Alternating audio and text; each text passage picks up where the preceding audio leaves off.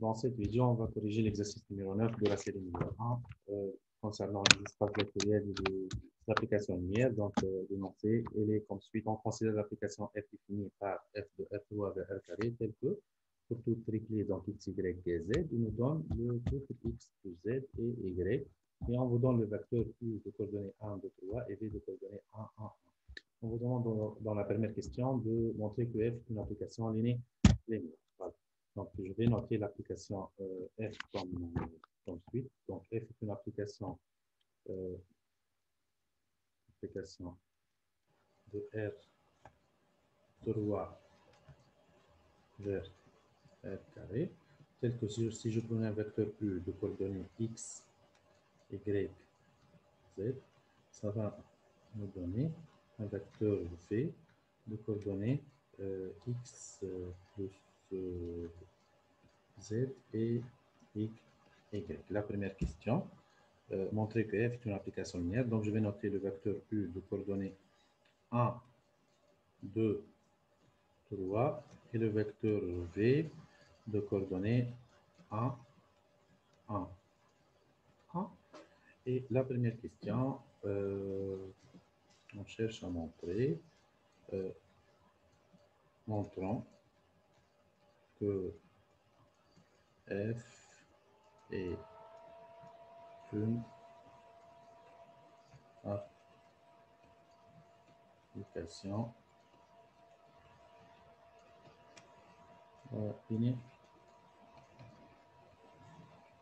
linéaire. Donc, il faut dire que f est une application linéaire, si seulement si. Application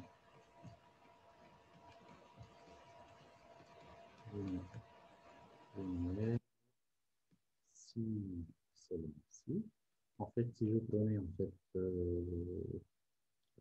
deux vecteurs, donc U1, U2 appartenant à l'ensemble de l'état qui est égal à R3, et pour tout scalaire alpha, bêta appartenant à R, donc on doit montrer que f de alpha U1 plus bêta U2 est égal à alpha f de U1 plus bêta f de U2. Voilà. Et je vais essayer donc de prendre deux vecteurs, soit U1 de coordonnées X1, Y1, Z1, appartenant en fait à l'ensemble de pages R et sens A. Et en fait, il faut dire que f de U1 sera égal en fait à X1 plus Z1 et Y1. De même, donc je vais noter U2 de coordonnées X2, Y2, Z2 appartenant à R de A, et automatiquement, le f de U sera égal à quoi? En fait, c'est égal à X2 plus Z2 et c'est égal à Y2 pour le deuxième rang. Et ensuite, on va essayer en fait de montrer si f de alpha U1 plus bêta U2 est égal à alpha f de U1 plus bêta f de U2. Donc, je vais commencer par identifier la combinaison linéaire alpha U1 plus bêta U2. Et pour cette raison-là, donc je vais essayer de faire l'identification qui suivante. Donc, je vais prendre tout alpha bêta appartenant en fait à alpha U1 plus bêta U2 est égal, donc je remplace le 1 et 2 par leurs coordonnées, donc c'est égal à alpha X1, Y1, Z1 plus bêta X2, Y2, Z2 est égal. Et en fait, c'est égal à alpha X1 plus bêta X2. Ensuite, alpha Y1 plus bêta Y2, et à la fin, alpha Z1 plus bêta Z2. Et je vais exprimer donc, je vais écrire donc x grand x, grand y grand z, tel que donc, le premier rang c'est x, le deuxième c'est y, et la deuxième position de coordonnées c'est z. Et en fait, je vais essayer de faire le f de alpha u plus bêta v.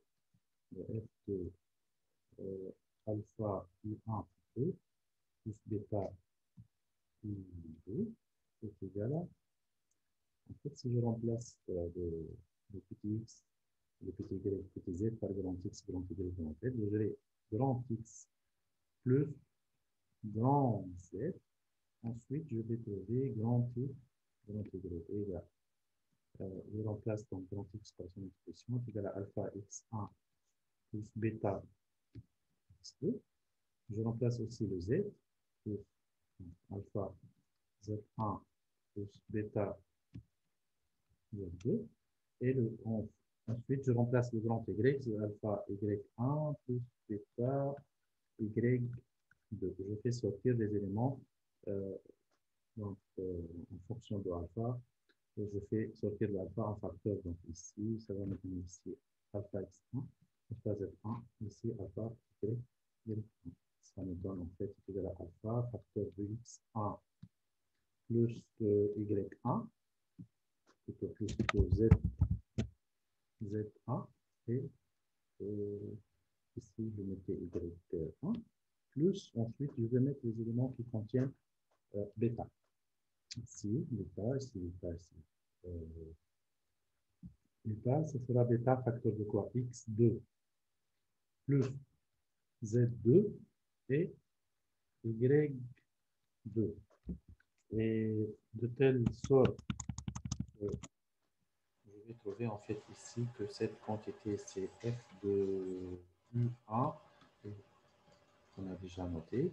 Et ici c'est F de U2 et je trouve le résultat suivant en fait que F de alpha U1 plus bêta U2 elle serait égale à alpha F de U1 plus bêta F de U2 et par conclusion, je peux conclure que F est une application,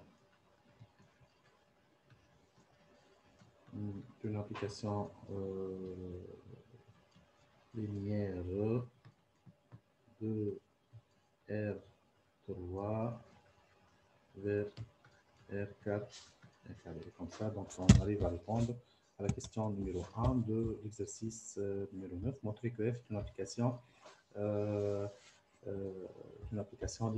linéaire. Voilà, donc c'est la première question. Ensuite, on vous demande de déterminer f de u, f de v et f de u moins de v. Donc ici, pour la deuxième question, on va essayer de calculer le f de u, voilà, le f de v et le f de u moins de v. En fait, je vous rappelle qu'on a déjà les vecteurs u et v comme suite. En fait, si je reviens ici, donc, dans la deuxième question, et juste il faut rappeler qu'on a déjà le u est égal à 1, 2, 3, et le v est égal à 1, 1, 1. Et si je calcule le u moins 2v, est égal à en fait 1, 2, 3, moins 2, 2, 2. Ça va me donner en fait ici égal à moins 1, 0, 0, 1. Moins 1, 0, 0, 1. Et si j'essaie de calculer en fait, si je suppose en fait que j'ai le u de coordonnées x, y, z, je vous rappelle que f de u est égal en fait à x plus Z et Y. En fait, si je cherche à calculer f de ici, donc si je pose que j'ai U étoile, j'ai un U étoile, donc ici f de U, il suffit de faire en fait 1 plus 3, ça donne 4, et je garde le vecteur au milieu. F de V, il suffit de faire 1 plus, ça donne 2, et je garde le vecteur au milieu. Et F de U moins 2V, donc je dois faire moins 1 plus 1, donc ça donne 0. Et ici, au milieu, donc je dois trouver Z, 0.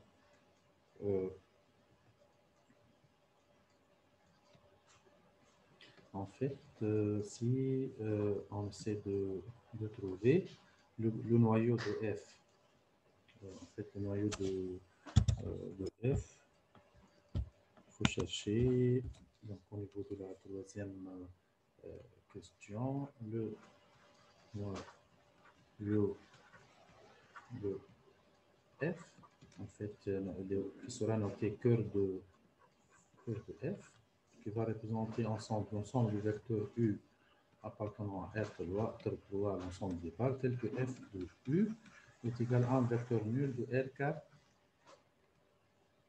Si j'essaie de développer donc cette expression, soit donc, je vais prendre un vecteur U de coordonnées X, Y, Z appartenant à R3. En fait, le fait de dire que F de U est égal au vecteur nul de R carré, ça revient à dire quoi en fait ici? Ça vient à dire que, voilà, ça vient à dire que X plus Z et Y en fait est égal à 0. 0. Si je mettais ça sous forme d'un système, c'est que X plus Z égale à 0 et Y égale à Z égale à 0. Donc ça revient à voir que Y égale à 0 et en fait X égale à moins Z. Et si j'essaie d'exprimer le vecteur U qui appartient à cœur de F, autrement, ce vecteur U de coordonnées X, Y, Z égale. Je remplace le X par moins Z, je remplace le Y par 0, ici je garde le Z, est égal à Z, facteur de quoi en fait ici, de moins 1, 0, 1. Et donc je trouve que Z est égal à Z, facteur d'un vecteur, je vais l'appeler en fait U1. Donc je trouve que le U est égal à Z fois U1. Mais de fait, je peux conclure que le cœur de F est égal sur le vecteur U plutôt vecteur U1. Et on peut remarquer en fait que le U1 est égal à U moins 2V, en fait, qu'on vient de calculer au début. Donc le U1 est égal est égal à U moins 2V, puisque on a déjà trouvé que F de U moins 2V est égal à un vecteur nul de R carré. En fait, donc B, elle est composée par U1 de coordonnées moins 1, 0, 1. Elle sera une base de cœur de F. Et si on cherche à trouver sa dimension ici, la dimension, c'est le nombre de vecteurs qui forment une base. Donc ici, si je reviens, la dimension de, si je note ça B1, dimension de B1 est égale à 1, qui représente le nombre de vecteurs dans B1. Donc c'est le nombre des éléments d'une base. Voilà. Et si je passe en fait à la quatrième question, déterminer l'image de F. Donc ici, l'image, quatrième question, le im F, c'est l'ensemble de vecteurs V appartenant à l'ensemble de l'état R carré, tel qu'il existe un vecteur U, un antécédent, on a mis un antécédent U appartenant à R3, où F de U est égal à F. Voilà. Donc, en fait, si je note le V de coordonnées X', Y', l'image de U est égale à quoi en fait tel qu'en fait FU est égal à V, donc est égal à X plus Z. Et ici, je vais trouver Y. Et si j'écrivais ça sous forme de système, en fait, je vais noter le X' est égal à X plus Z et le Y' est égal à Y est égal à Y. Et en fait, ici, donc, je vais trouver la relation suivante. J'essaie de trouver une relation entre X' et Y'. Voilà. Donc, si j'essaie d'observer la relation qu'on cherche à trouver. Voilà, donc le V de coordonnées X', Y' est égal à X plus Y, X plus Z et Y. Donc ici, je peux faire sortir le X, le X, le 1, le 2, plus Z, le 1, le 2, plus Y, le 0, le 0. En fait, si je note ici ce vecteur, je vais le noter par exemple E1, ici c'est le nom vecteur E1, ici on fait ce vecteur E. Donc, en fait, le V,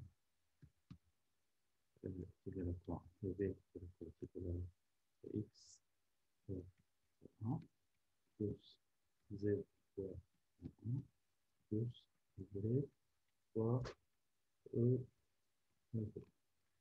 C'est égal à X plus Z fois 1 plus Y fois E. Donc, je peux noter que M de F dans ce cas est égal à vecteur E1, E, E. Et on peut bien remarquer en fait que E1, E2, E1, E2 forment une base de I de F.